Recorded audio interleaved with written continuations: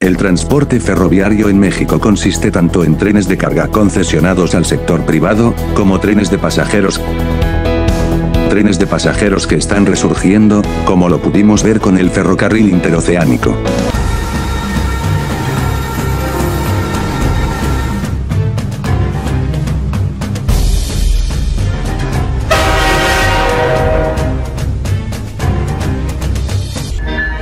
La red tiene una extensión mayor a los 26.000 kilómetros conectando los principales centros industriales con los puertos marítimos y conexiones fronterizas al extranjero. Construcción.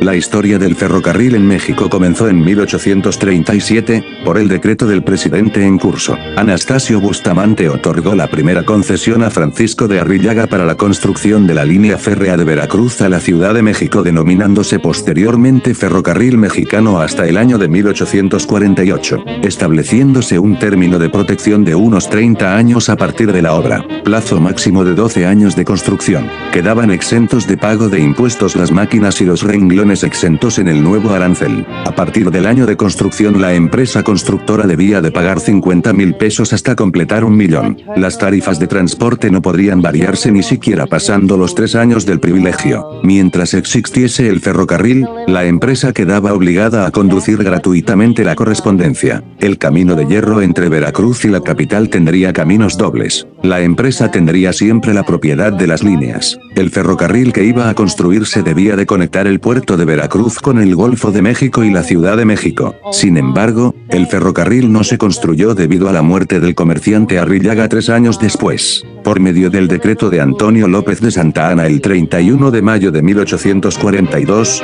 impuso a los acreedores de la construcción de la carretera de Perote a Veracruz, la obligación de construir un ferrocarril que partiera de la ciudad de Veracruz hasta el río de San Juan.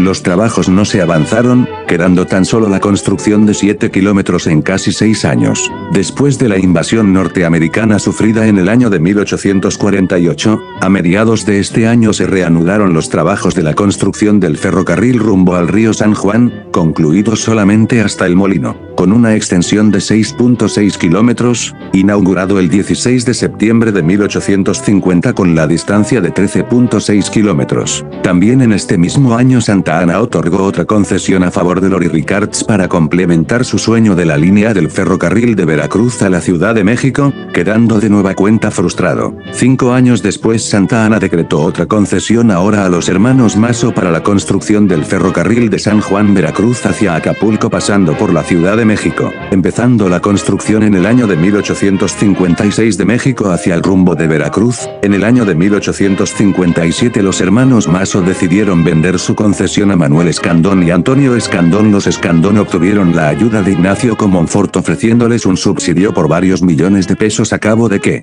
cumplieran con el plazo estimado para la terminación de la vía férrea, 10 años, no vender la empresa al capital extranjero. En el año de 1857 se realizó un proyecto de una ruta de Orizaba hacia Maltrata explorado y propuesto por los ingenieros Andrés H. Talcopt y Pascual Almazán, iniciando la construcción hasta el año de 1864.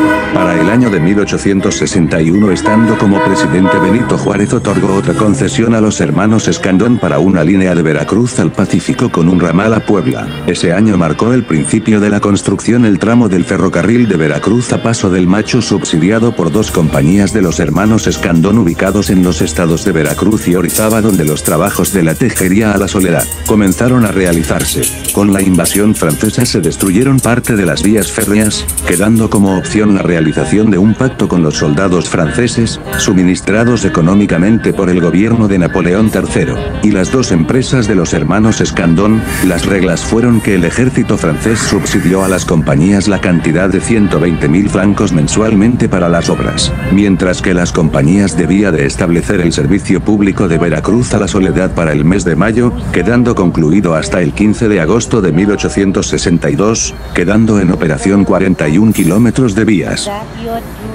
Para el año de 1858 llegó hasta la estación de Camarón, contando con una longitud de 62 kilómetros que fue puesto oficialmente en servicio el 16 de octubre de 1864, 2 años después llegó a Paso del Macho siendo un total de 76 kilómetros.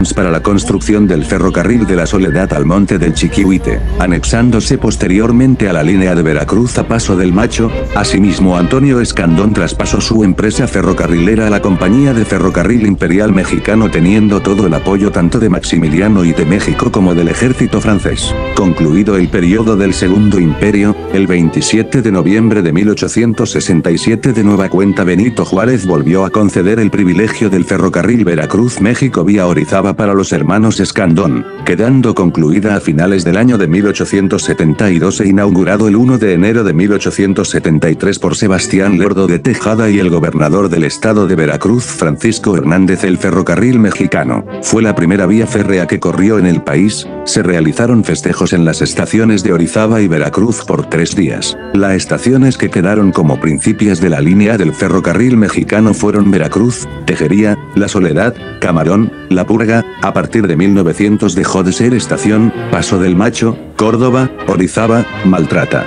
Durante el periodo de Porfirio Díaz se empezaron a construir nuevas estaciones ampliando más la vía férrea. Las estaciones que se iniciaron a construir después de 1880 fueron las de Potrero, Fortín, Río Blanco, Nogales y Santa Rosa. En los primeros años del régimen de Porfirio Díaz se impulsó una campaña de construcción ferroviaria en nuestro país basada con recursos de los estados federales y de los capitales locales con el apoyo del Estado. Los resultados no fueron los esperados, pues de 30 contratos firmados apenas y se logró establecer una extensión de 250 kilómetros de vías férreas. A pesar de ello, el presidente Lerdo, y aún más su sucesor, Porfirio Díaz, lograron el desarrollo ferroviario con concesiones generosas que incluían subvenciones públicas para la construcción de las líneas, ya que al comenzar la presidencia de Díaz había un total de 416 millas de ferrovía en servicio en México. Al final de su segundo mandato en 1910, México contaba con más de 15,360 millas de ferrovía en servicio, en su mayoría construidas por inversionistas estadounidenses, británicos y franceses. El nacionalismo creciente en México llevó a poner la mayor parte de los ferrocarriles de la nación bajo control nacional a través de un plan elaborado